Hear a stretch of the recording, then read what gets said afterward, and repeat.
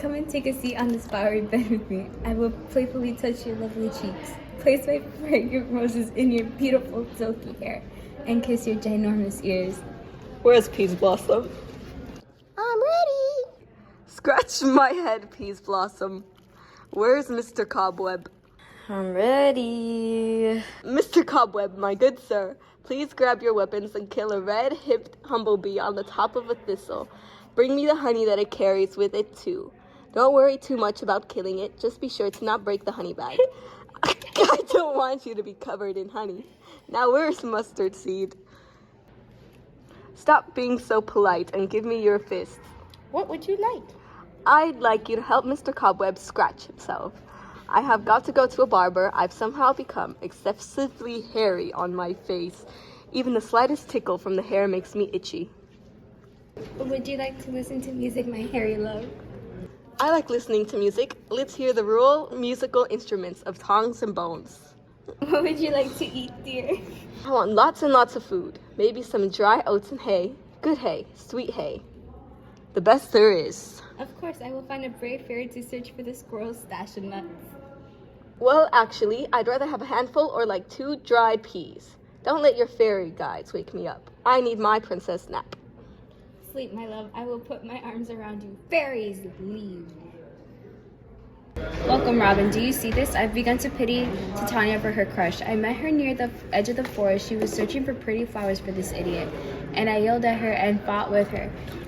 She has put a little crown of fresh flowers around his hairy forehead, and used dew to decorate the flowers like pearls that now sit on that ass's head. After taunting her as much as I wanted to, she asked me to stop. Then I asked her for the Indian boy. Right away, she said she'd give him to me and sent a fairy to bring him to my chambers in fairyland. Now that I have the boy, I will remove the curse from Titania's eyes. Puck, remove the ass's head from the head of this imbecile, so that when he wakes up along the others, they can all return to Athens and remember the craziness of this night as nothing more than the wild troubles of a bad dream. But first I'll cure the fairy queen. Be the way you used to be and see the way you used to see. This juice comes from a flower bud belonging to Diana. It has the power to overturn the effects of the juice from the Cupid's flower. Now, Titania, wake up, my sweet queen. My dear Oberon, I had a wild dream. I dreamt I was in love with an ass. The ass you speak of is behind you. How did this happen? Ugh, I can't stand his face now. Be quiet. Robin removed the ass from his head. Titania will call your fairies to play some music so that these humans will fall into a deeper sleep. Music now, fairies. Play music that magically puts people to sleep. Now when Ass Head wakes up, his foolish eyes shall see. Play the music. My queen, come, we shall dance where these humans lie rocking them to sleep. Now that we are no longer fighting, we can go to the Duke Theseus' place to celebrate his marriage. These lovers will be married at his side in great joy. Fairy King, pay some damn attention and listen carefully. I can hear the morning bird singing. Then me and my queen shall make our way quietly, solemnly, and quickly. Come, my dear, as we fly off, you can explain to what happened last night that led me to fall asleep on the ground with humans. One of you lazy bums go and find the forester. Our task is now complete. And since we so gloriously won the day, my sweet baby girl will listen to the sound of my badass hunting dogs. Release them in the valley to the west. Let them run freely. Hurry, hurry, I say, and find the forester. My sweet Pookie, Dookie Wookie will go up to the top of the mountains and listen to the crazy but sweet rad sounds of the hounds and their echoes together. I was with Hercules and Cadmus in the forest once. We went hunting before we met. The three of us heard hounds of Sparta cornering a bear. It was just so silly to see. My hounds are more expensive and better than the normal cheap kind, the Spartan kind. They have big fish lips and are covered in sand. Their heads are adorned with big-ass ears and loose, pruny skin that hangs from their necks onto the floor. They might be a little slow when chasing prey. Everyone was singing together. It was the most beautiful sound I ever heard, like a cheering crowd with horns. It was heard in Crete, in Sparta, and in Thessaly. Just wait until you hear it. But wait, who are these women? Honestly, I'm surprised to see them together. I thought they'd kill each other. Anyways, here's my lazy ass daughter who's not getting up. I'm gonna beat her later. Next to her is this ugly guy, Alexander, and this other guy who's so good looking, Demetrius. Oh, and that homeless looking lady, Helena. Most likely they woke up early to celebrate May Day and knowing we would be here. They came to attend and honor our ceremony, but tell me, Aegeus isn't today the day when Hermia's indecisive ass has to tell us whether or not she's chosen forced marriage, death, or a long, sad life of being a virgin priestess? Yup. Go tell the hunters to wake them by blowing their horns.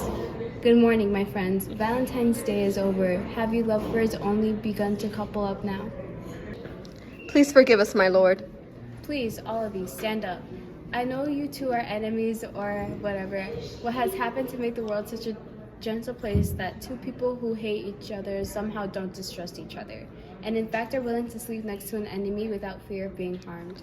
My lord, I can only tell you that I am also surprised. I feel like I'm half asleep. I honestly couldn't tell you how I wound up here. But I want to speak honestly, and now that I think of it, I did come here with Hermia.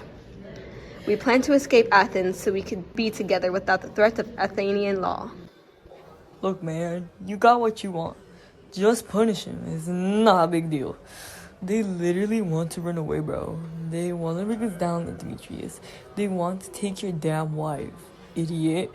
And they want to gaslight me to agree. I swear I hate kids. My lord, Helena told me about Hermia and Demetrius' plan to run away to the forest, so I followed. Helena followed me because she's in love with me. My lord, I don't know how it occurred, but I no longer love Hermia. I now find myself wanting to remain faithful with my entire heart to Helena. At one time, I found myself hating her, even when I was engaged to her, which was before I even met Hermia. But now I love and long for her and will always be true to her. Beautiful lovers, it's lucky that you met me here. You'll tell me more about all of this later. Aegeus, I'm overruling your commands because your opinion is irrelevant to me. Later on in the temple, these couples will be married alongside my sweet Hippolyta and I. And now, because the morning is nearly over, we'll set aside our planned hunting. Come with us to Athens. 3 men and 3 women. We'll throw a feast and celebration. Come along, Hippolyta. Everything that happened seems difficult and hazy, like how the mountains look like clouds from far away. I think I'm seeing things again. I see everything twice. It's so weird. What the hell? Am I going insane? Me too. It's like I came upon Demetrius like a jewel I found by accident. So while that he is my possession, he might really belong to someone else. Are you sure we woke up? I still feel like I'm sleeping and dreaming. Do you think the Duke really came and told us to follow him? Yep, with my stupid And dad. Hippolyta. And he told us to follow him to his temple. Well, if we're awake, we should follow him. As we walk, why not talk about what we've dreamt about?